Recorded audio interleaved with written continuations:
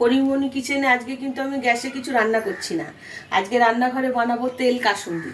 তেল কাসুন্দি বানানোর জন্য লাগবে এই যে আমগুলো আমি ছাড়িয়ে কেটে রোদে দিয়ে এসেছি। 1 ঘন্টা আগে রোদে দিতে হয়, তাই আমি কেটে নিয়েছি। এগুলো কেটে রোদ্দুরে রেখে এসেছি। তার জন্য লাগবে সর্ষে, সাদা সর্ষে, আম আর সর্ষের তেল। সেগুলো সবই আমি রোদ্দুরে দিয়ে এসেছি। চলুন আমি ছাদ থেকে তুলে আনি, কীভাবে বানাই দেখাবো। এই যে দেখুন, আমি আমগুলো কেটে রোদে দিয়ে দিয়েছি। আমগুলো নিয়ে যাব। দিয়েছি সর্ষে, সাদা সর্ষে ধুয়ে রোদ্দুরে দিয়ে দিয়েছি, আর সর্ষের তেল দিয়েছি। নিয়ে এগুলো রান্নাঘরে নিয়ে যাবো। আর দেখুন আমার ছাদের সাথে কি সুন্দর একটা কলার কাঁদি হয়েছে। কলা দেখুন, গাছে পেকে যাবে, গাছ থেকেই পেরে পেরে খাওয়া যাবে, এইভাবে কলা হয়েছে একদম হাতের নাগালে। এখন আমি তেলটা নিয়ে চলে যাই। তেলটাও গরম হয়ে গেছে, পাত্রটা খুব গরম হয়ে গেছে।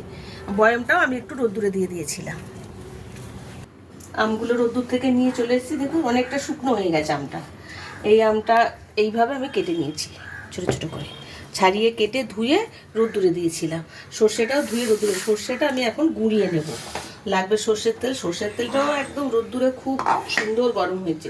এটা সব রোদ্দুর না হলে কিন্তু আচার হবে না, আচার কিন্তু ভালো হয় না, রোদ্দুর লাগে। এটা উনানে গরম করলে বা ফুটালে হবে না। এই সর্ষেটা 200 গ্রামের মতো সর্ষে আছে, আমি এটা গুঁড়িয়ে নেব, নিয়ে চেলে নেব। এই শুকনো রোদ্দুরে দিয়েছি তো একদম হয়ে আছে, গুঁড়ো হয়ে যাবে এক্ষুনি। আমি এটা গুঁড়ো করে নিই।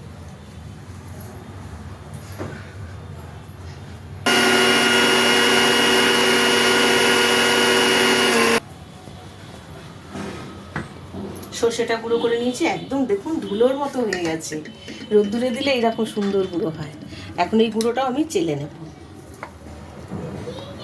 চেলে এই যে আমের মধ্যেই দিয়ে দিচ্ছি, কিন্তু আমটা তো মাখবো, এই আমের মধ্যেই দিয়ে দিচ্ছি। এই সামান্য একটু খোসা বেরিয়েছে।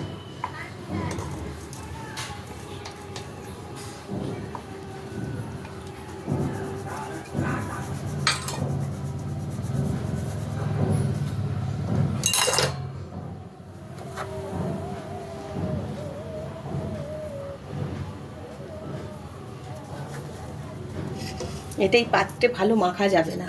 আমি একটা গামলা নিয়ে নিই। এই গামলাটার মধ্যে আমি আমগুলো আর সর্ষেগুলো একসাথে মেখে নিই। মাখাটা যত সুন্দর হবে আচারটা তত ভালো হবে। এই তেল কাসুন্দি এইভাবে করে রাখলে 1 বছর 2 বছর থাকবে, কিচ্ছু হবে না। খুব ভালো লাগে খেতে। গরমকালে তো তুলনা নেই, কিন্তু এখন তাড়াতাড়ি বাড়িতে বানিয়ে ফেলবেন। আম শেষ হয়ে যাচ্ছে, কাঁচা আম। যদিও এখন কাঁচা আম সারা বছরই পাওয়া যায়, কিন্তু এই সিজনের আমটা একদম আলাদাই। এতে দেবো আমি নুন, দেবো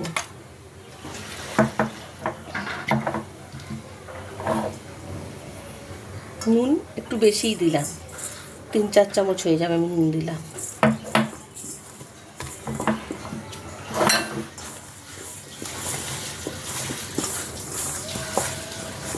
এই যে হামালদিস নিয়েছি, হামালদিসে কয়েকটা আম আমি থেতো করে করে দেবো, ঠিক আছে?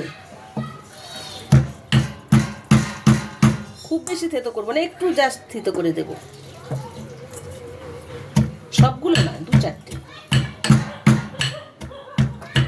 কয়েকটা আম থেতো করে দিয়ে দিয়েছি, বেশি নয়, অল্প কয়েকটা থেতো করে দিয়েছি।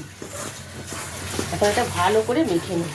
এর মধ্যে যে তেলটা গরম রেখেছি, এই তেলটা রোদ্দুরেই গরম করা, কিন্তু সব তেলটা আমি দিয়ে দেবো।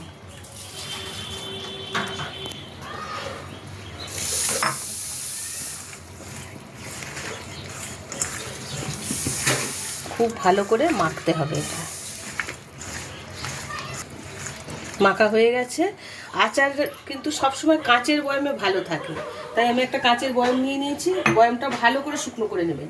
এটাও আমি রোদ্দুরে দিয়েছিলাম। এই বয়ামের মধ্যে এই আম সর্ষের তেল যে মেখেছি সবটা দিয়ে দেবো।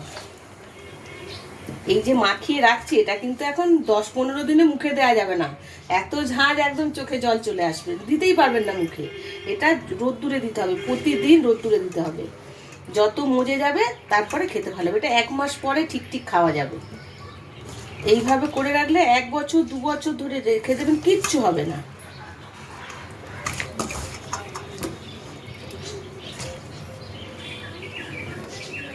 আমগুলো দিয়ে দিলাম। সমস্ত তেল মশলা যেটুকু মাখানো হয়েছে সব মুছে আমি এই বয়ামের ভিতরে দিয়ে দিলাম।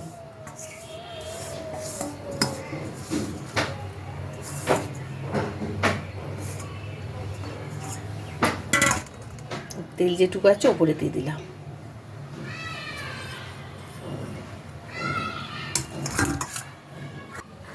মাখা হয়ে গেছে, তেল কাসুন্দি আমি এখন মুখটা আটকে দিলাম, দিয়ে এটা আমি রোদ্দুরে বসিয়ে দেবো। প্রতিদিন 10 দিন পর পর কিন্তু রোদ্দুরে দিতে হবে। এখন আমি ছাদে রোদ্দুর থাকে সারাদিন দিয়ে আসি।